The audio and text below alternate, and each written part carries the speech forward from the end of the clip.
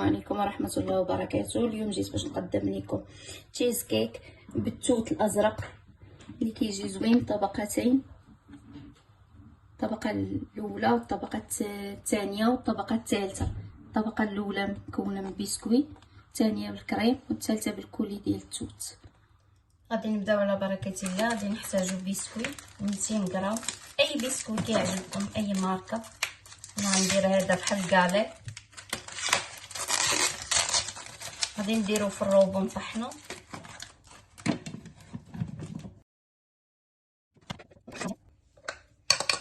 بعد ما طحنات تقريبا 200 غرام ديرو حتى 250 على حسب المول اللي عندكم. عندنا 80 غرام تاع الزبده بيضه، غادي نخلطو بها الخليط.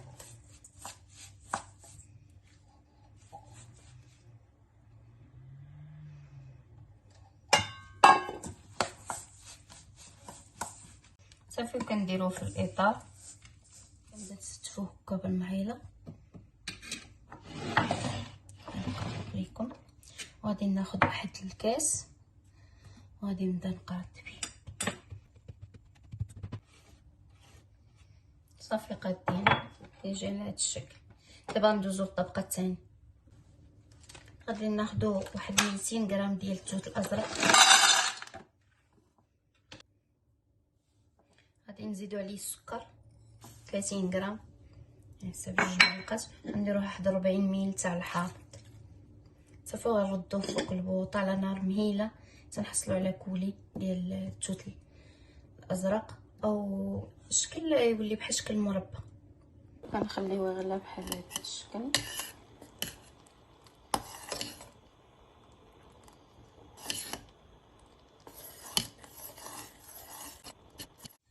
صافي من بعد ملي وجد لينا الكولي غناخذ واحد الشبانيه ونصفيه.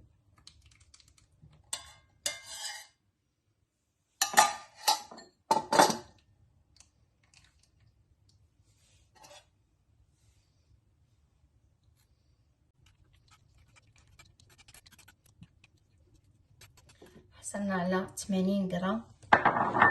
غادي ناخذ واحد البول، غادي ندير الجبن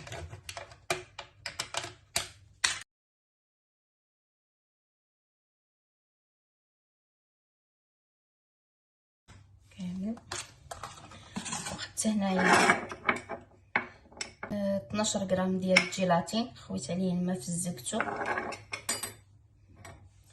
حصلنا على 80 غرام من الكولي تاع التوت. غادي ناخذ واحد البول درنا فيه الجبن، اي نوع تاع ماسكربون او المهم ديال التشيز كيك. غادي ناخذ واحد 60 غرام ديال السكر، عفوا 60 غرام ديال السكر. غادي ناخذ 10 غرام ديال الجيلاتين اللي درناها فيه، وغادي نخدمو هاد السكر مع الجبن او ماسكربون. غادي نخدموه مزيان. بعد خلطنا الجبن مزيان مع السكر، ناخذ الجيلاتين كديروا معاه حساب واحد 2 معالق تاع الماء سخون، كنخليوه يذوب مزيان. المره الاولى درناه في الماء بارد. هذا الجيلاتين هابا، واللي بغى يدير الوريقات ديال الجيلاتين يدير، عفوا يدير 2 وريقات. اللي بغى يدير بودر دير 10 غرام حتى 12 غرام.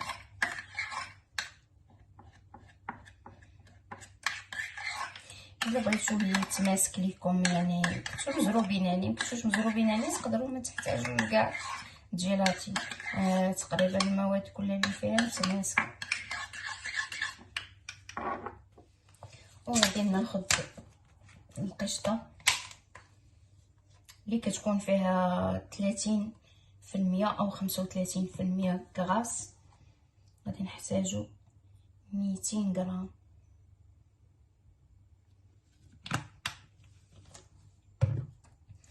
وغادي نخدموها بالطراب. بعد ما درنا ماسكربوني مع السكر وزدنا عليه ماء كريم، غادي نزيدو الكولي ديال التوت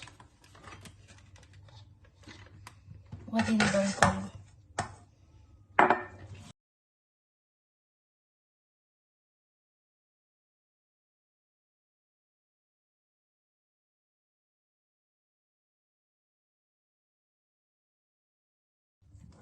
ملي طلبناه حصلنا على هاد اللون ديال التوت الازرق. دابا غادي نزيدو الجيلاتين، غنحاول نخفو شويه حتى غادي نزيدو داك الجيلاتين.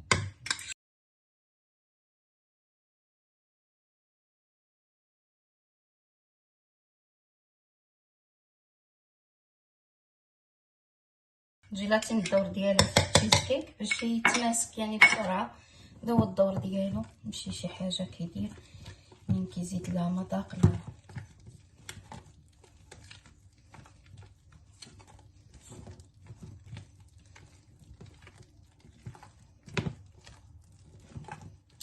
بعد جبنا طبقه البسكويت غنديرو عليها الطبقه الثانيه.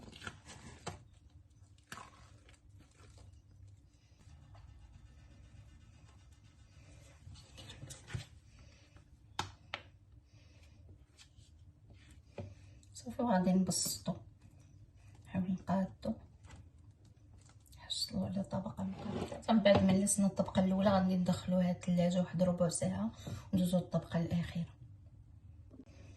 باش نديرو الطبقه الثالثه كناخدو داك الكولي اللي بقى لينا اللي شاطلينا، غنزيدو عليه الكولي اللي بقى لينا محصلين عليه مطحون، غنزيدو عليه كاس مع مرش تاع الماء، يعني كاس لارو تقريبا تكون واحد 75 ميل تاع الماء.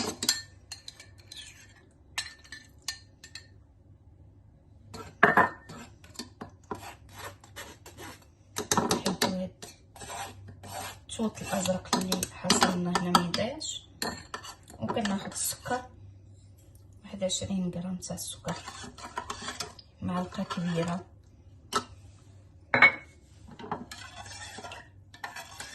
ولكن هاد الطبقه ما كنوجدوهاش، تكون الطبقه الاخرى تقريبا اللي نتوجد. هنا غادي ناخدو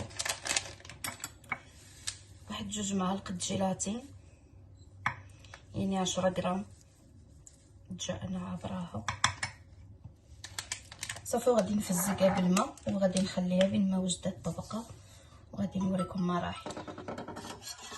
خوينا مع التوت الازرق غادي نزيد واحد المعلقه تاع الحامض صغيره، غادي نرجعو فوق البوطه تيولي كولي.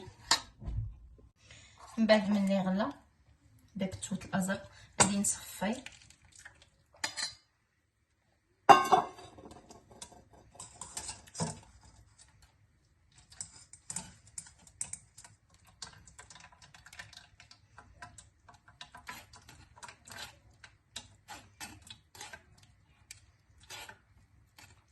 كيبقى داك التخت ديالو كله هنا الفوق، يعني القشور ديالو كلشي، يعني الجلف ديالو كيبقاوش هنا.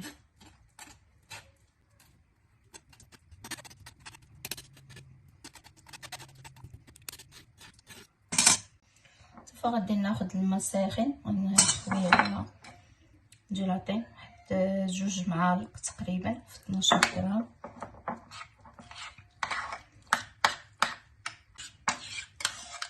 غادي ناخدو الجيلاتين، غادي نزيدو على الكولي تاع التوت الازرق،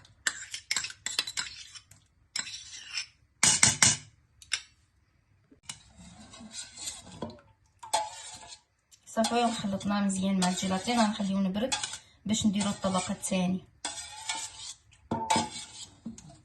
بعد جبدنا التشيز كيك من الطبقه اللي درنا جا بردات، وغادي نزيدو الطبقه الاخرى.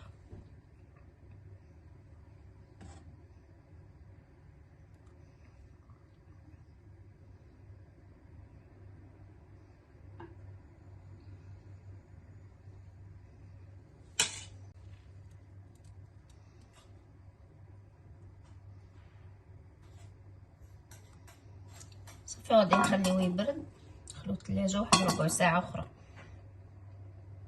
من بعد مني بردات خرجناه من الثلاجه بهذا الشكل. غادي نحيدو الاطار،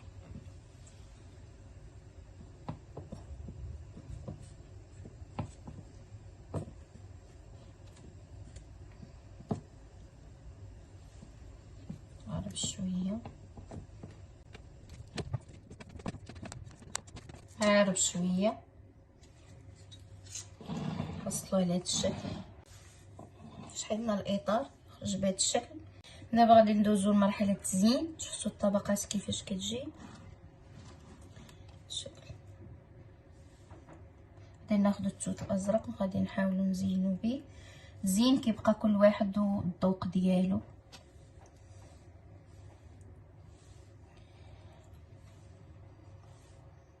كملنا التزيين. درت ليها شويه النعناع والتوت الازرق ودوك الوريدات بالصفر. نتمنى تعجبكم وتجربوها. المقادير ساهلين، غير تبداو توكلوا على الله رغم غتجيكم صعيبه. وما تنساوش بارطاج وكومونتير باش تعمل فائده وتزيد القناه تكبر. وشكرا على التشجيعات.